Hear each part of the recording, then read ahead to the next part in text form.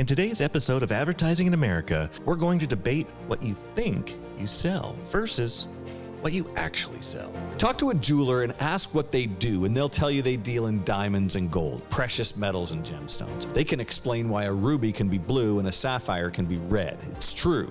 But the more you know about something, the more disconnected you become from those people who don't know anything about that something. Stop trying so hard to sound smart. Advertising is about clarity. I say be clear. Tell me one thing. What do you do? How can you help me? Too many companies try too hard to be too philosophical about what they do, rather than just telling me they're good at the one thing I need done. You want to have people agonizing over the ads and whatnot, then there's solutions. But at the end of the day, do what's right for you. Do it in a way that makes people feel something about you, not just know that you exist. Let's get past the plastic surface and talk about what your customers really want from you. To fight for what's right, not right in front of you, here's Mick. One of the things I agonize over, especially when I first meet a client, is determining what business they're really in. Sometimes I ask them, and here's the funny part, you'd be amazed at how often the client does not know what business they're actually in. Now, how is that possible? You'll find out right after this. No, I'm just fucking with you. Talk to a jeweler and ask what they do, and they'll tell you they deal in diamonds and gold, precious metals and gemstones. Ask for their credentials, and they'll show you a diploma from the American Institute of Gemology. They can explain why a ruby can be blue and a sapphire can be red. It's true. But the more you know about something, the more disconnected you become from those people who don't know anything about that something. So if you ask what business the jeweler is in, he'll give you an answer that's wrong. He thinks he's in the jewelry business, and he's not. And this is the danger of the jeweler. I remember when I was a young copywriter and I was meeting a client for the first time. He was a jeweler and a very experienced one. He was in his 60s and it was a family business. This guy knew jewelry. And he says to me, I know what we need to talk about in our commercials. Okay, that's kind of my job, but let's run with this. And what he said was, I believe we need to educate the consumer. Sidebar. This is a tremendous red flag, business owners. If you ever tell someone you need to educate the consumer, you're just about to make a horrible mistake. Consumers are not looking to be educated. If they want to be educated, they'll take a course, not watch TV or listen to the radio to be educated by a commercial. But back to the story. What we need to do is educate the consumer on gemology, because if people knew more about gemology, they'd make better decisions in the jewelry store. Now, what he said was 100% true. If we knew more about gemology, we would make better decisions in the jewelry store. However, just because it's true doesn't mean it's relevant. When you work at a jewelry store every day and you buy and sell jewelry as your life's work, you begin to forget what it's like to not know a damn thing about jewelry, and that's the world you and I live in. To operate a jewelry store, you need to run your business based on the quality and value of the product you're selling. Quality and value. Now, how often do you hear ads about that, huh? But when you or I walk into a jewelry store, we're looking for something quite different. The fact we know nothing about diamonds is completely irrelevant. We're here for one reason only. We want the love of our life to open up a box and say, oh my God, what have you done? That's what we're buying. We're buying a moment. Remember, the jeweler isn't even there when the moment takes place. He doesn't see that. My jeweler wants people to think of jewelry like he does, and we don't. If we knew as much about jewelry as he does, we wouldn't buy it, because we realize that gold and gemstones are commodities and we're not commodities brokers. We're entirely out of our league when it comes to the quality and value of jewelry. So the smart jeweler never brings it up. Buying jewelry is never a good financial decision. Remember, a jeweler is a guy who will sell you something that costs $10,000 and all it does is tell fucking time. And it doesn't even tell the time as well as a $50 quartz watch. Quality and value, are you insane? We go to the jewelry store because we want to buy the moment, not the thing. Most jewelers don't know what business they're in. It's not about the gold or the diamonds or the watch. It's about the moment. It's about the story. It's about the love of your life. A good ad will speak to those things. A shitty ad will talk about the jewelry, the quality, the value. As a business owner, you need to acknowledge that it is impossible to think like someone who doesn't know all the stuff you know. You can't turn off expertise. You can't say, how would I feel if I didn't have decades of experience in this field? Thinking like a customer is not something that's available to the business owner. It's a nice catchphrase, but it can't be done not by you. Knowing what business you're really in is the first step to creating a message that beats the hell out of everyone else's ad, but you need someone from outside of your organization to do it for you. I'm buying jewelry for the blowjob. I don't know about you, but I know if I do it right, I know, And for the fellow with the beautiful new tennis bracelet, here's Chris Torbay to educate us on. I'm honestly going to take the other side on this because the woke, politically correct, strategy-savvy insights we hear from all the high-priced gurus is always, no, man, the trick is to find out what business you're really in. Ooh. Stop trying so hard to sound smart. Advertising is about clarity. I say be clear. Tell me one thing. What do you do? How can you help me? And yeah, I've heard all the strategy guru bunk. Dentists aren't in the cavity filling business. They're in the business of you having a confident smile. Or we don't fix air conditioners. We're in the home comfort business. Well, sure, there's an undercurrent of truth to all that. And that should guide you in the creative ways you distinguish yourself in your marketing. But don't skip the part where you tell people specifically what you can do to help them. Too many companies try too hard to be too philosophical about what they do, rather than just telling me they're good at the one thing I need done. Trucking companies that are in the logistics business. Truckers are logicians now. They got to stay in the middle of their lane. They're literally about to be replaced by Tesla self-driving rigs. For every moving company that says they're actually in the home relocation business, there is another company called Two Guys and a Truck, because that's what I need. 2 guys and a truck. Anything that's a solutions company, lots of health companies. Fuck it, what do you make? Health services, integrated communication, wealth management. You're not an intimacy solutions company. You make lube. Home services and home comfort companies. The broader your umbrella gets, the less I know you're right for the problem I have today, which is a backed up toilet. In an effort to cast a wide net, you've made a net so full of holes that it isn't a net anymore. When I see the Lego store, boy, I know what they sell. I know what problem of mine they solve. And a lot of the time, people use this pseudo-psychiatry to get out of any responsibility for the thing that they do going bad. Whenever there's societal pushback on Uber for killing the taxi industry, they insist they're a software company, not a transportation business. When someone loses their house and their kids' college money at the blackjack tables, the gaming industry insists they're in the entertainment business. We all know what you do. Don't pretend you do something more profound. You know what I do? I write ads. I write good ones, and I do it strategically, and I understand a lot about communication. But strategic communications expert doesn't help you understand what I can do for you. Copywriter does. What I can do for you is write some really good ads. David Abbott, legendary named partner and CEO of Abbott Mead Vickers, had the title copywriter on his business card until the day he died. David Ogilvy of Ogilvy & Mather was the same. Chairman of the board and creative director emeritus doesn't tell you anything. If my tooth hurts, I need a dentist. If I need to move something, I need a shipping company. If my car breaks, I need a mechanic.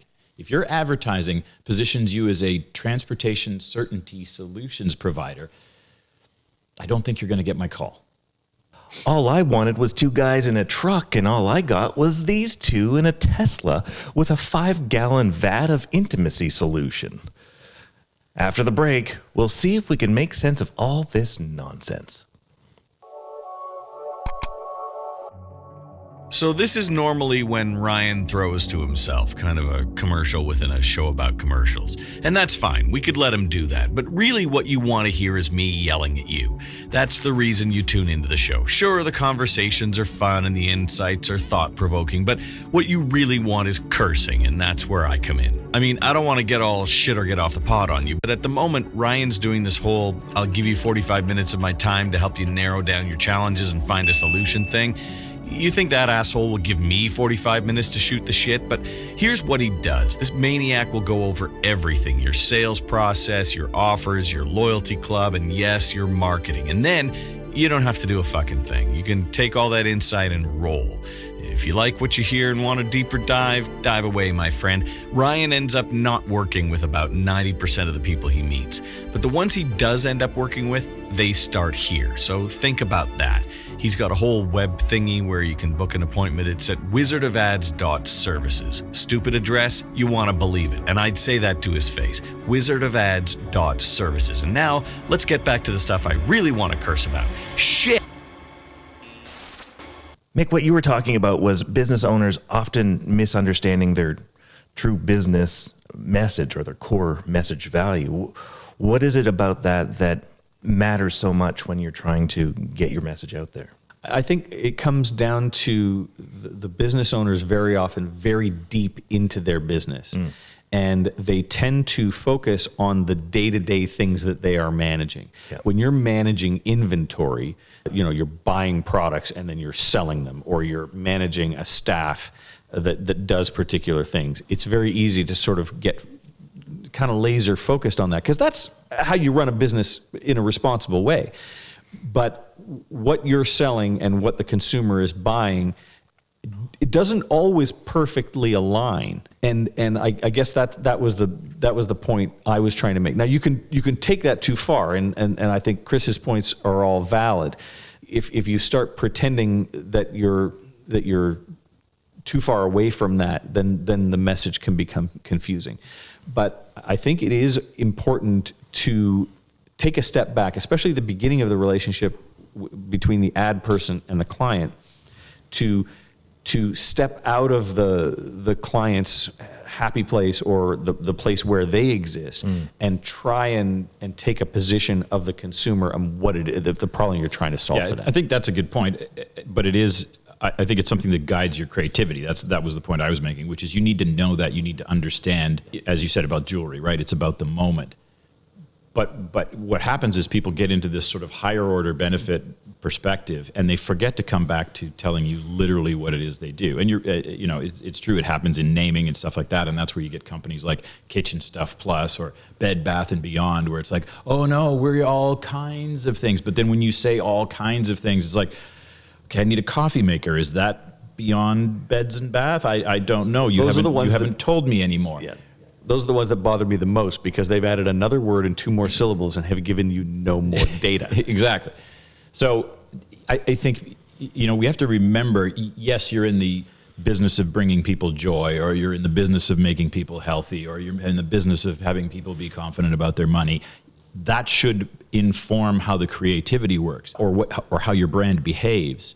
But in a commercial, you need to tell me why I should go to your bank and not the other bank, or why I should go to your store and not the other store. But another way of looking at this, because when we're in the ad business, our job is to differentiate our client from the other businesses in the category. And I think it's especially useful if every other business in a category is basically saying the same things, which, by the way, happens a lot, almost all the time, right? Which puts our clients in such an excellent position to take a leadership role in that community. Is if everybody else is talking about the product or they're talking about the service, if you are to take a step back and at least think, I'm talking about thinking, I'm talking about strategy, creative strategy, not about copy. Yep. I'm talking about the way you plan your message and the way you're going to deliver it to the consumer, and think in terms of, is there a bigger thing that's happening here, and can you use that as a differentiator? And maybe the consumer will look at that and say, this guy really gets me. The other guy's just selling products, but this person really understands what my problem is. That was absolutely one of the biggest lessons that I had coming into the Wizard of Ads partnership. When I met you guys at the first meeting in 2017, I'm looking at it and going, I thought I knew what I was doing when it came to marketing, because I'd done all the standard pedantic things that you do as a business owner, and running ads in the way that you run ads transactionally for the most part, saying all the same pedestrian things that everyone says. And what I realized was that there's just such a huge difference between what I do as a seller and what you do as a marketer. And while the two bridge beautifully together, they're completely different conversations and topics that are bringing a person in. You're becoming the story of the brand, as opposed to me telling how that nets a result for them. And there is a danger in expertise. I was inside the bottle and I couldn't read the label on the outside of the bottle. That's what you guys are built for from a creative standpoint. And for me to recognize that and stay the heck out of the way as a And strategist. we've touched on this on another episode, that idea, what's the difference between sales and marketing? Maybe some of that gemology comes out when the guy's at the counter trying to buy the engagement ring. You as you say, you focus on the moment. You know that you're going to sell this guy a thing that's going to make her swoon and say yes, and it's going to be the greatest And that proposal gets him of your to time. the store. And he gets to the store. When you're there, you can tell him a little bit about cut and clarity and stuff like that. And it's like, oh, that's like, okay, now he feels a little bit. Educate the consumer by all means. Give him a little something, right? Once you go he's to the decided Apple to buy store, one. they'll tell you a little bit about the chip, or they'll tell you a little bit about the camera, or they'll tell you a little bit about those things. But what they want you to do is have that awesome product and feel good about the product first. So yeah, there's a balance there, but There is. sometimes it doesn't go in the advertising. Well, and there is a danger in sales to go too far with the 4 C's of diamonds, and it's like no one cares Right. about any of that stuff. You know what they care about? The guy cares that he's making the right decision about the best choice of diamond for his loved one. That's the logic backfilling the emotion. A good salesperson is going to dust on the edges of that and then move on to reassurance. Give them just enough to know that, okay, and I'm not an idiot. Exactly. That's right. Yeah. You give him the data that justifies the decision that his emotions made an hour before. That's right. But you just don't want to feel stupid and make sure it's like, no, you're actually making a good decision now, and I've proved it. Right. Good sale. Well, and the smart salesperson is going to focus on the moment again, because it's an emotional buy in jewelry. I think of our 2 clients, one in Florida who sells garage doors. And remember when we were there and she was like, guys, I just got to do this thing for a few minutes. And she goes up in front of the whole apprentice room and says, I'm just going to tell you a little bit about us. You guys think you're here and we're selling garage doors. And I want you to know that we're here selling safety. We're selling security. We're selling what the customer cares most about. Now, yes, we can make it pretty, but more importantly, we can make sure that during a hurricane, the roof's not going to blow off their house, and that the door isn't going to become some sort of weaponized sail cutting through half of the neighborhood.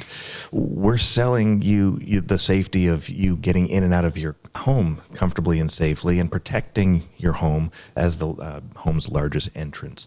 So recognizing her genius in understanding what she's truly selling put a sentiment in the heart of the new technician, certainly, but also informed us as to what we're doing. And then I think about our guy up in Pennsylvania who has a drain company, and it used to be called East Coast Trenchless. It's just an absolutely tragic name that no one understands, right? And they weren't doing any real revenue, and it was really quite a struggle. And what we recognized through the conversations of the naming exercise, we were presented some names that were tragic as well. And then we said, look, what is the real thing here? What is the moment that we're addressing? Well, the moment is the pain at the drain. Yeah. That's where the customer sees the pain. That's where there's nothing worse than poop on the floor, right? So we called the company No Poop on the Floor. No poop on the floor. Plumbing. No, they're not a plumbing company, but we recognize that, and we brought the name back up to now what's called Drain Magic. Why? Because we make the pain go away at the drain. That's where the customer sees the problem. That's when the call is going to be triggered. So it's about recognizing the moment, and then all of the... Well, but I would also argue that that name worked because it did both, right? It's Drain Magic. It's not Home Magic. It's not Plumbing. It's not Carefree Home Inc. It's Carefree Home Inc. when it comes to your drain potentially backing up. Like, the whole message is there. And that's the part that gets me, is the number of companies that, in an effort to leave the door open for being something more than what they do with 80% of their business, but they don't want to accidentally let 10% of potential business, not come in. Yep. They create a less defined presence. Yeah. And then I don't know that they do the thing that does generate 90% of their income. I mean, Drain Magic, boy, I know they're a drain company. So we're finding this very, very tenuous edge, and this is why you guys are agonizing over every single word between clarity and cleverness, right? There is that balance that needs to be struck in having the clear point that draws to the trigger moment. The look on her face, the fear of stuff coming up, bubbling up from your sewer, the garage door opening up without recourse every single day. or protecting you during a hurricane. Well, and you bring up agonizing. We absolutely, as copywriters, agonize over the words, but we also agonize over the importance of the difference between the timing. When we're talking about marketing, we're talking about getting someone to make that call, walk through the door of a store, go to a website, take a deeper dive, get closer to this brand somehow. And the things that we do to accomplish that are not the same as the things you do to get someone to buy the thing. And it's very easy to sort of think, well, that's one idea. I want more people to buy, so I have to market to them and I have to sell them. It's like, well, you have to market to them and then later you have to sell them. And using the techniques from one are usually not particularly effective in the other. You know, the 4 C's are absolutely you can't close the deal in selling the engagement ring until you explain that the cut is ideal and that the color is excellent and that you're not, when you're spending $8,000, it can't just be, look, it's pretty. You have to give some explanation as to why this one's $8,000 and this one's $4,000. You need to give them the data, but again, it's permission to do the thing you already want. It's legit. It's not bullshit. You do have to be able to prove that this is a better diamond, and that's why you're going to spend $8,000 instead of $4,000. Right. But when you put that in the ad, because that's what matters to the jeweler, because he's like, look, this is a better diamond and I can prove it. It's like, stop that. That's not, we're trying to get them to walk through your door instead of somebody else's door. And right now they're not thinking about the 4 C's. They're thinking, I just hope she says yes. Think of it like a yogurt container. You know how you have the yogurt and you pop the lid off, right? And that's your marketing. And then you have a seal. You have that plastic like seal holding in the yogurt. Well, until you break the seal, you're not eating the yogurt. You can't get to the yogurt until you break the seal. So we have to create transition moments from marketing to stepping in and engaging. From stepping in and engaging, there's another seal that's going to happen when you get from convincing the person that this is the right solution to actually committing to buying it and giving you their money. And breaking the seal is a big transition point. This is a portal, symbolically, of communication. We have to be looking at ways that we're transitioning from the feeling of marketing, getting them to take the first action, the hardest action, which is to break the seal of stepping into a sales engagement of some sort, making the decision to talk to you. And then it's the salesperson's job, in whatever form, to break the second seal of the close after they've landed on the thing that matters most. But when you're talking about, you know, what business you're really in, which I think is very hard for business owners to examine, because they obviously can't drive to work every day and say, what business am I in? It's like, I'm a freaking plumber, you know, like they got bigger things to do. But I believe the ad person can only truly serve his client by digging in a little deeper, taking the time to ask what might be an obvious question, not because the client is wrong or doesn't know that he's a plumber. It's not that. It's that there might be a way to differentiate this brand from another brand by speaking to a need that exists at the customer level that might not have been acknowledged. I'll give you an example. I had a client many years ago that was in what they would call the home health care business. So they sold wheelchairs and stair lifts and things for handles that go around your toilet, handles that go around your toilets stuff, and your shower stuff, and scooters and all those things. And so what they would do is they would run ads saying, we've got the Scootmaster 5000 with the 3.5 horsepower motor and the 10 amp battery, and you know it's $7,000, but this week it's on sale for only $4,000. And that's what everybody in that business does, because they just bought 45 of these scooters, and damn it, we need to sell them. Right. So we better run an ad about this scooter to sell it. And I looked at this company and I said, you know, I don't think these people know what business they're really in. And I don't know if I've had this conversation with you guys, but I like to play this game and say, do you know what business they're in? And very often people will give me like lovey-dovey stuff, like, well, they're in lifestyle and, you know, happiness and wellness. And it's like, okay, that's not what I'm getting. It's actually very specific, the business that they're in. And the business they're in is not going to a nursing home. And that's big. Not going to a nursing home is big. And everything in that store is about living in your home for longer. Yep.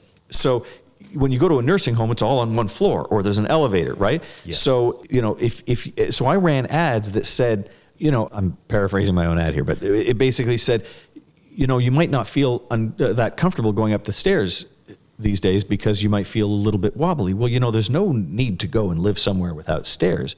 That's just a little problem. We could fix that. We got this little gizmo. You just sit down and it takes you up to the top of the stairs. Bob's your uncle. You got half your house back. You haven't even been using it.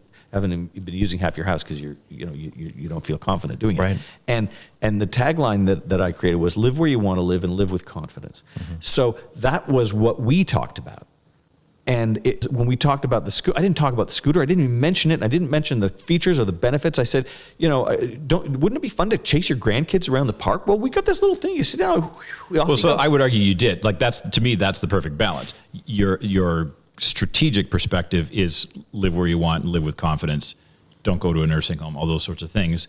By buying one of our stair lifts. Boom. That's all I need to know. How are you going to help those things happen? Yeah. You always make it clear that the way you do that, because a bank could do the same thing too. They would do it by organizing your finances, right? Or a department store, a grocery store could say, we can do it by doing your shopping for you or something, right? Like what gets me is people who get so wrapped up in that it's like, how are they going to help me live with confidence? Mm-hmm. There's so many brands want me to live with confidence.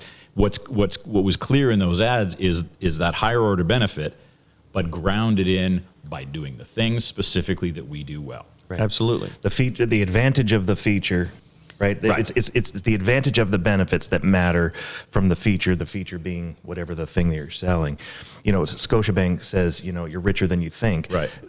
Far more potent than any other banking campaign that is out there at all. It makes me think of the Simon Sinek TED Talk that he did, and he talks about his why, and we all know that Simon Sinek start with why concept, and we're so wrapped up in talking about the what's and the how's, but we're breaking the rules if we're talking about the what's and the how's when we need to be talking about the whys, but the real whys. And it says start with why, and it's our why has to be aligned with the customer actually cares about. In your case, the customer really actually cares about not living somewhere other than their home. The thought of living in a group home with roommates and all the other grossness that comes along with that thought compromise. Yeah. Feels horrible. Who doesn't want to live in their own home longer? Well, and when my ads are talking about that, and everybody else is talking about the stair climber, deluxe with the you've given the reason why a stair climber is going to make a difference. Right. Oh, it's not just that it'll be cool; it'll let me stay here longer. Right. There's a why that is immediately relevant to my life goals. Yeah, and I think it's important for us to recognize what Roy has always taught us, that people buy things to demonstrate to the world, including themselves, who they are. Everything is oriented to the motivation of identity. And in your example, autonomy, one of the core elements of identity. You have identity being the thing that is driving Mrs. Jones to not get in that thing. She doesn't want to be the feeble person. She doesn't want to have to live in the collaborative, closed-in space of a nursing home. She wants to live in her home, where she has memories and happy thoughts and all of the things. So we are recognizing what it is that fits the identity. When we're marketing anything, the customer who wants to get the poop off their floor, their identity is, I have a house that doesn't have poop on the floor. I have a lovely home. Yeah. Right? I have solved the problem with the best possible solution that makes that go away fast. Right? Well, and I think what we're getting at is that the easiest thing in the world is to simply say to the client, what do you want to do? And that's a little shortcut that a lot of people get to, because if you simply say that, you get a lot closer to an approved ad. You don't have to work so hard. I'm not afraid to work a little bit harder. I'm not afraid to ask a question that will slow the process down and maybe even make it not such a great meeting. Mm-hmm. But it's because I give a shit enough to say, is there something we're missing here? Is there an angle we can use? Is there a thing that the consumer might be thinking that no one is addressing, and we might be able to integrate that into our message that will make our stuff sound completely unlike everybody else who's trying to sell what you sell? We'll wrap this up when we get back. Remember that saying, only half your marketing is working, you just don't know which half? Let's help you with that. Book a free strategy session with Wizard Ryan Chute today at wizardofads.services. Yes, that's a URL, wizardofads.services. Now let's get back to the show.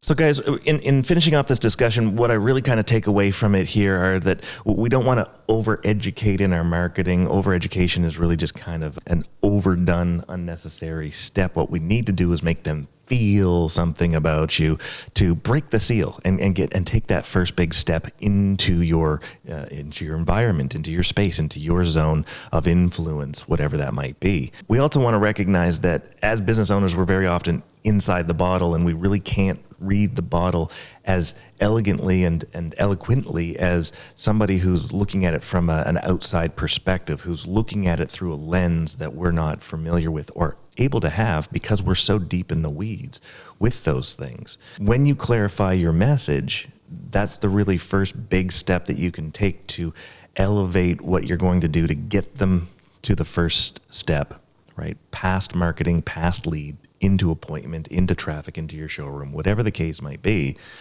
clarifying that message, but also tying it to the moment, right? Really locking into the thing that matters most. What is it, that identity-driven thing? What is that thing that we were looking for, a reaction? What is the relief that we're creating that consistently can come back over and over and over again so people want the thing that you're trying to sell? And that they can connect to you better than they can connect with anybody else. Yeah. Right.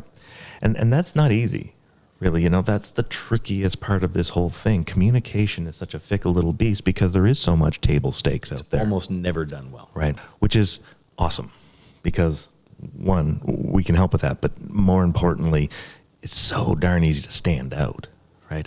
And that encourages me. That gives me hope and faith that as a business owner, I can get in there and solve a bigger problem. And even if, you don't hire us, that's fine. Go to the Wizard Academy and learn how to do it yourself, or call us up and get a free perspective. At the end of the day, even just sparking that first kind of path helps immensely in getting you to the next thing and build out your thing. Now, if you want to have people agonizing over the ads and whatnot, then there's solutions. But at the end of the day, do what's right for you and do it in a way that makes people feel something about you, not just know that you exist. Great advertising strikes a balance between selling emotional moments and delivering a clear, straightforward message. Mick showed us the power of creating experiences and selling the story, while Chris reminded us of clarity and honesty is just as crucial. When you blend the magic of the moment with crystal clear offers and messaging, you create ads that not only connect, but also convert. Until next time, keep it real and keep it clear. This is Advertising in America. Thank you for joining us on Advertising in America. We hope you enjoyed the show and captured a nugget of marketing magic. Want to hear more? Subscribe, leave a review, and share this podcast with your friends. Do you have questions or topics you want us to cover? Join us on our socials at Advertising in America. Want to spend your marketing budget better? Visit us at wizardofads.services to book your free strategy session with Wizard Ryan Chute today. Until next time, keep your ads enchanting and your audience captivated.